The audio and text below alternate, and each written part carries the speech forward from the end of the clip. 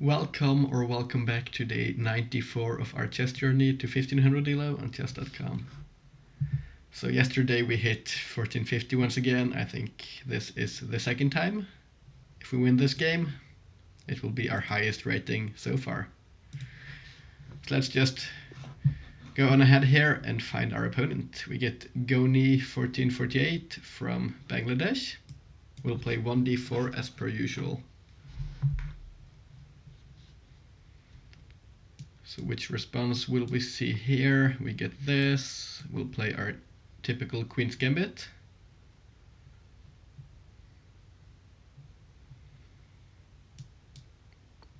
We get this again, which we have analyzed before. It's a slight mistake because we get to kick the knight and grab the center.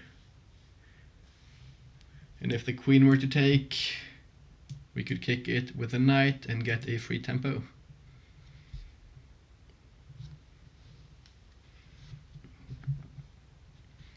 It's surprising to see we still see this second move mistake, or rather inaccuracy, at this level. Although I guess as we climb up the rating ladder, we'll see it less and less often.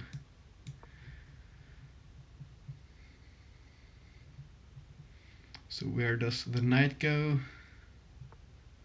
It goes back. e5 here might even be a move. But honestly, I think I prefer a simple knight to c3, blocking off this diagonal from checks and defending our pawn. This might be good as well. But then, if our opponent goes here, I don't quite see any concrete follow-up, and we might be slightly overextended, although I suspect this might be considered the top engine move. Still, we'll go here and play solidly.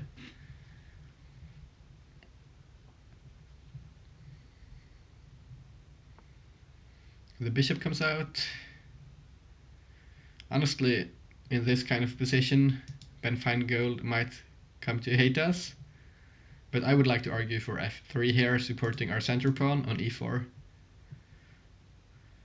which I have come to realize is a common pawn structure in positions where the bishop comes out here and we get takes and we control the center. This is quite okay, I think. We might get our bishop out, come out with a knight, and then essentially take it from there. This or this is probably still good as well, but I think there is an argument here for playing f3 to justify our e4 move and create a powerful pawn chain.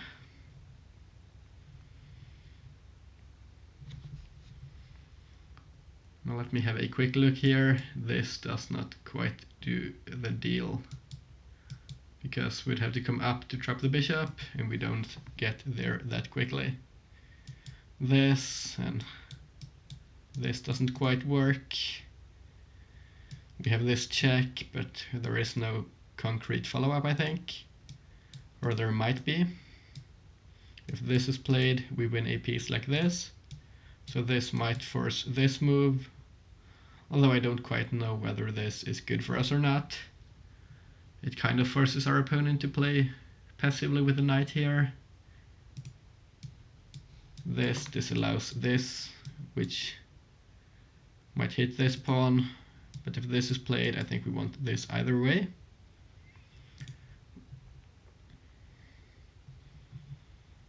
So how about delaying that idea? I think we have a lot of good moves here. It's just we need to choose our candidate move.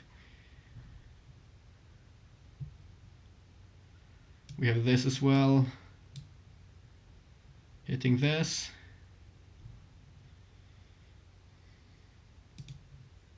Okay, so let's have a quick look here. If this is played and we get this, then this is not a threat, I think. Or is it? This, and this hits the pawn and the knight.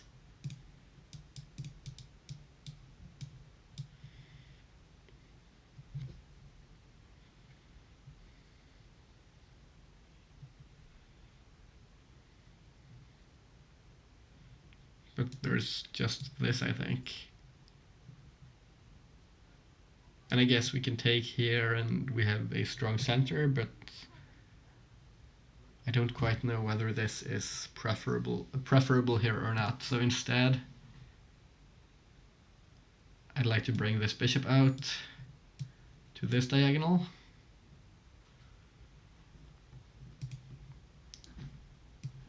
To develop it and allow us to play knight to e2 or knight g1 to e2 without walking into issues like blocking in our bishop. Now this move becomes a lot more scary, or scarier, at some point at least, because it could team up with the bishop while also hitting this, although for the time being this bishop is defending f7. This seems like a natural move here. This doesn't work because we win a piece. So I think we'll see e6 here. And then how will we respond?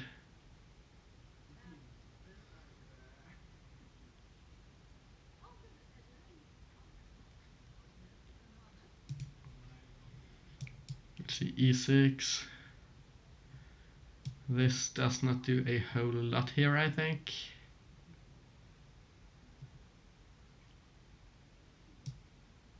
It might force this.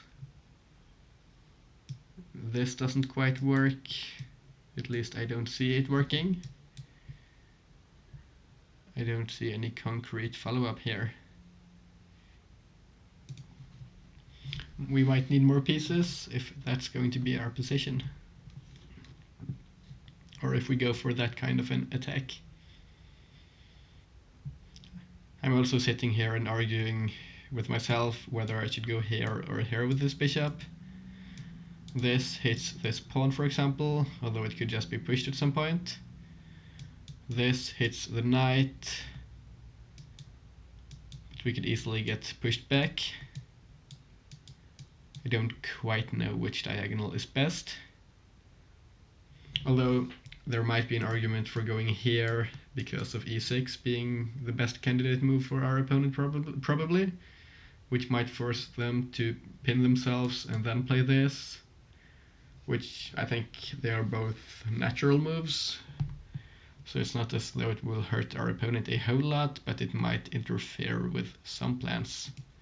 And if we get this without our opponent having played this, this looks powerful.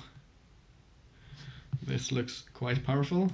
Maybe we should have even went bishop here at this point in time, because then it becomes quite difficult castling this game, at least kingside, because this pawn still can't be pushed because of this winning a piece, and if this is unavailable because it wins the knight because of this, well then that's no good.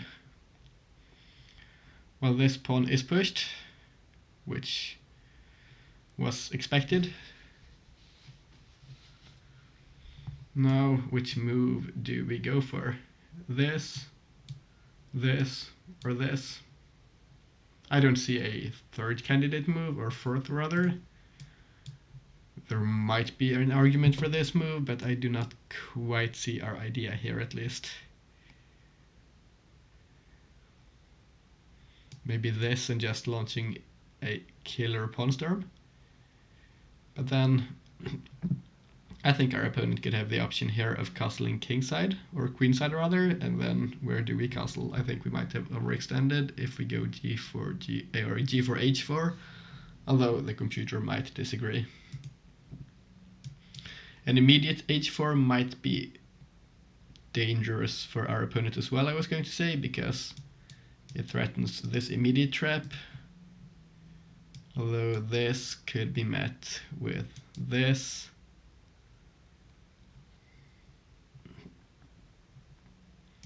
Then this, and this. The bishop comes back.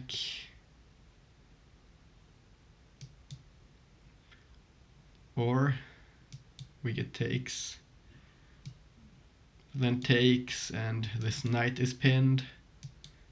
The bishop could come out.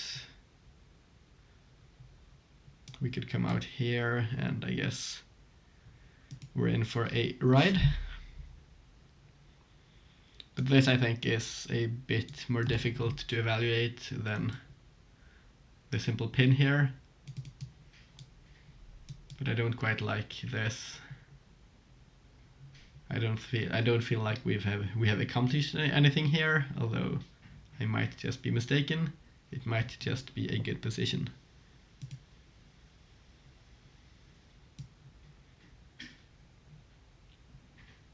Now I'd like to come out here and go for this. And in this line, we do not have this kind of an idea. At least I don't see it. There is not this move. Because takes and there is no equal or greater threat. So if this is played, this still has to be played in response. But I do not see the follow-up. H4 might still be a move, looking to play like this. But it feels a bit too trappy for me, to be honest. It's not quite my style. But this, however, is a move I could get behind.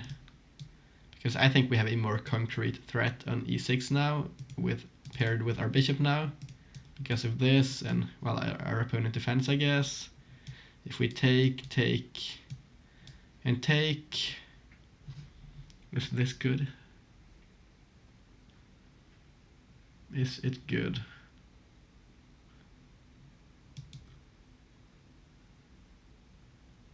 I think it might be. Either way, this looks like a decent move. I don't think we want our queen here on another square. This disallows our opponent from castling immediately. We don't quite want to come out here because they block or something and then they get to castle. I think we want to generate this threat while developing with tempo. I think this is going to be a really fun game to analyze because I think there is probably a lot hiding behind each move here, which is how I like it. Now if this is played, I think we win a piece. Because we have this, this, and this, picking up the bishop.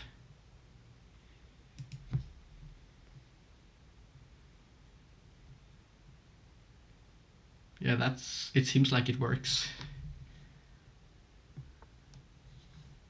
But the queen defense, still I think we have this. I'm pretty sure the bishop is lost tactically. If this, how is the bishop defended? It's a check, so the check has to be blocked. No, the bishop cannot be defended. This, could we get a desperado move? I don't see the move. I think we'll take here. And I'm curious to see what our opponent does. They take. We will check here. And we will probably lose this pawn, but that's honestly not that dangerous. It's not bad. We could come out here and hit the bishop afterwards, and we should be in a great spot.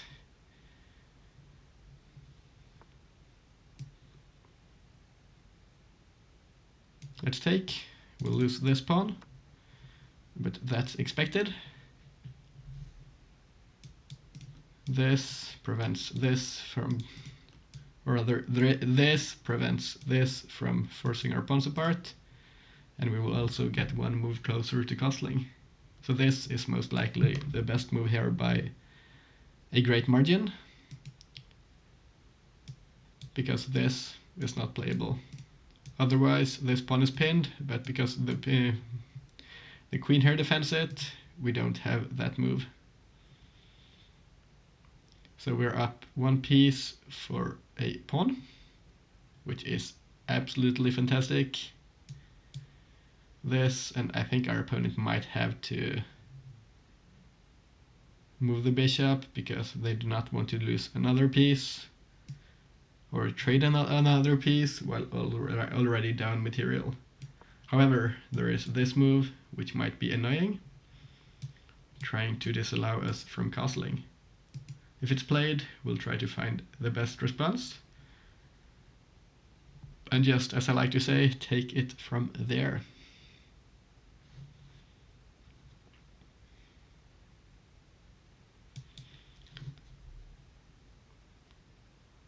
The move I was looking at here was this. And then I think the bishop has to move and we might be allowed to castle, but it comes back.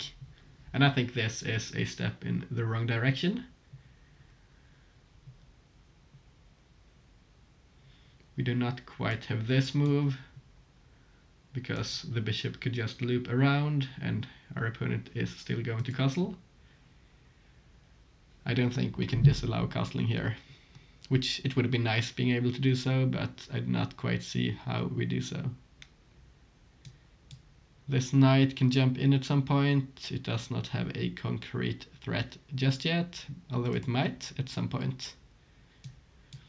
Looking at queenside castling, but it seems a bit more dangerous, so I do not quite want to play that kind of game right now when we're up material. This comes with the merit here of coming one step closer to doubling up here and trading off material. However, this seems more solid to me. I would like to just double check here whether we should move rook to d1 first. Is there a merit of coming down to this file yet? We don't really have a lot to coordinate with, although this, and is there this move? Not quite. We just take, and I think this looks quite decent. Castles, and obviously still this diagonal is not quite ideal, but we've got it covered by the knight for the time being, and we'll see what we can do about it as the game goes on here.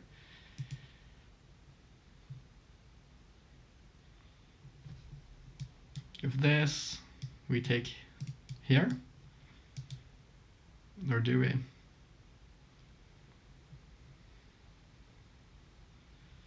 I don't quite see what, no, I see. If this, and this,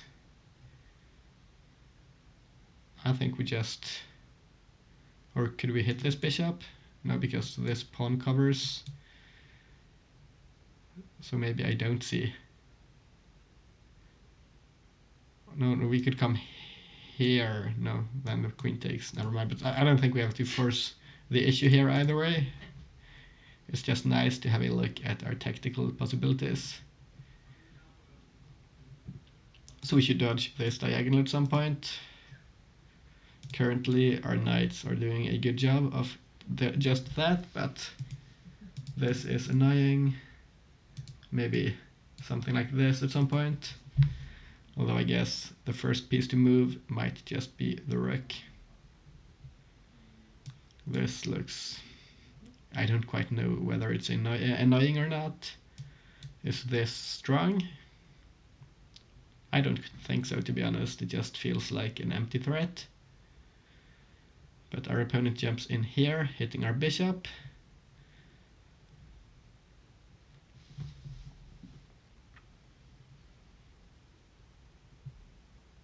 So what I'm thinking here, bear with me, is simply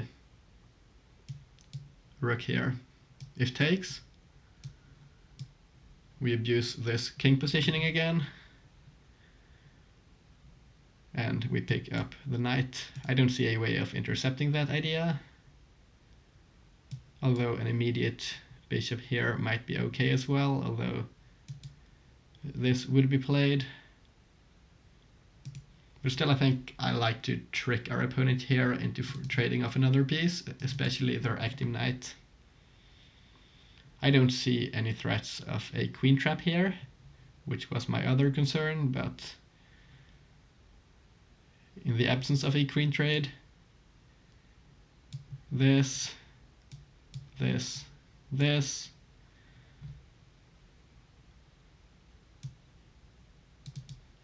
nothing can really block. This is likely to be played so that our opponent can still castle, and then we just take the bishop, and I think I prefer this position over this isolated queen here. So I think it might be an improvement, and our opponent's knight will be out of the game.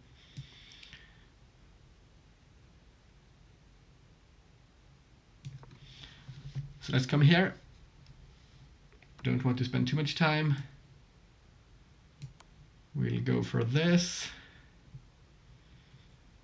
Once again, exploiting the weak king.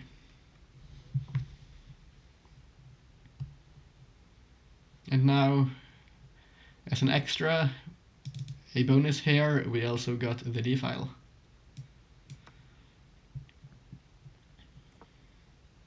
We get castles.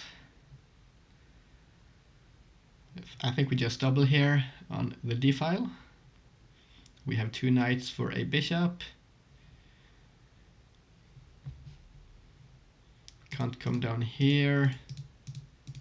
This is no good because the bishop just hits us. I think playing simple like this, defending here and preparing this, looks okay to me. There is this, but is it a threat?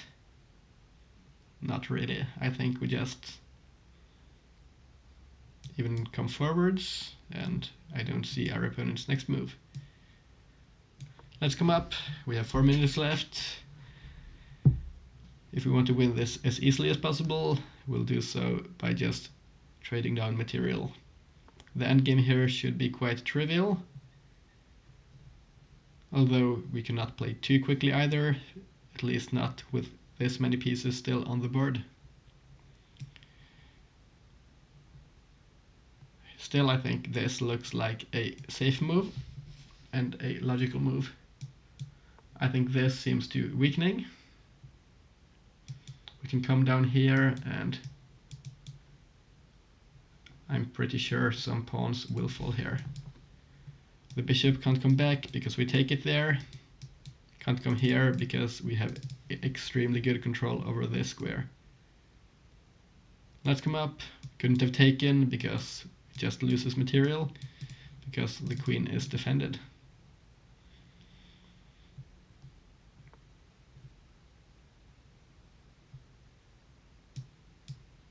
I think our opponent here overlooked something because I do not see how this is not just a free bishop. Just double checking, because if it's a free bishop, we just win the game here. It looks like a free bishop. We have escape squares. The queen is trapped in by its own pawns, so there is no counter threat. We'll take. And this, followed by, well, something, looks devastating.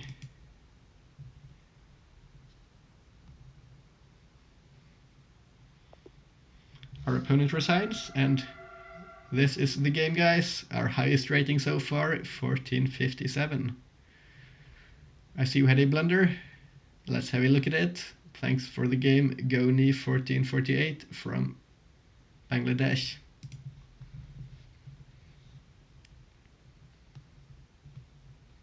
So today we played with 78.0 and our opponent played with 64.7. Following the graph here, we had a pretty decent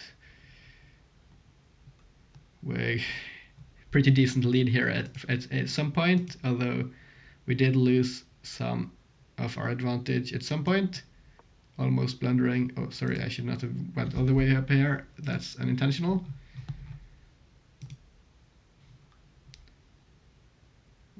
Yeah, either way, this apparently lost our advantage.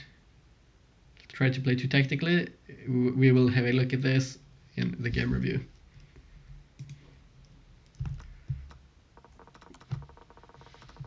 We had a pretty normal Queen's Gambit decline, or sorry, almost, but we got this martial defense, which we already know is a slight inaccuracy.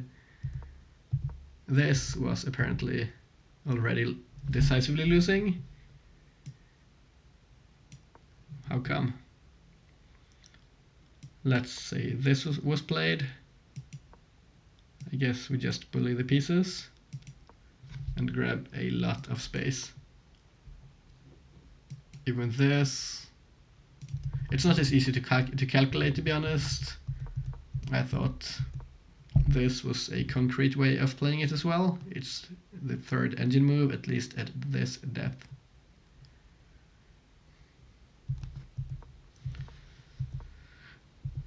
H4 was recommended here, I see, but no, this was not best.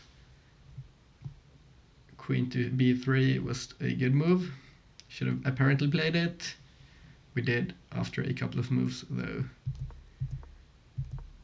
This was not the best move either. H4, once again grabbing space and looking for this kind of a maneuver, trapping the bishop. But still, I think I liked the practical play here, although honestly I missed this idea. Or did I? Yeah, we can't go for this here, because if we get this bishop, our opponent gets our own, because it's only defended by the queen. So if this was played, I guess we still take, and if castles, we take the rook. And why is this not losing? It's impossible apparently to evacuate the queen. Or is it? Yeah, we can't go here even because of the knight. Or can we? Can we get the king out like this? Or a queen? No, because the this is honestly too computerish. It's a bizarre queen trap. So I think I prefer the more practical approach, which does not include that line. This was a blunder though, because we went for this, which was incredibly winning for us. F4 was recommended at a couple of occasions here, and this lost our advantage. Oh, yeah, this is a powerful move. Now we can't remain here on the 5th rank, and after we move our queen here, the knight just takes our bishop, and we lose the piece for free.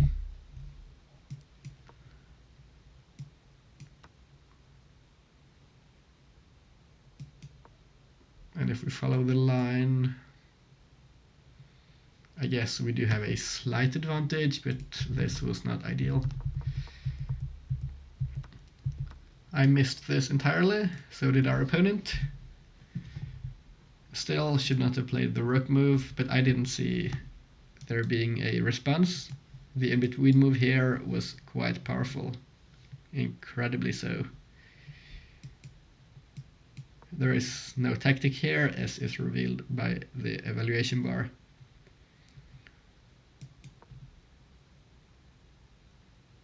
Can't go here, can't go here.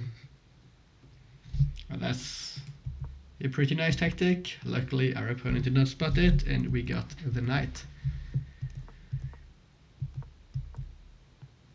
We went for doubled rooks. Apparently moving the queen was better. I don't quite see why. This was good. And here our opponent resigned after hanging a second piece in a row almost. So I guess, guys, that's it for our game today. Thanks to our opponent once again, Goni 1448 for the game. Thanks for watching to the end of the video. This has been our game for today, and I hope to see you all tomorrow. Bye bye.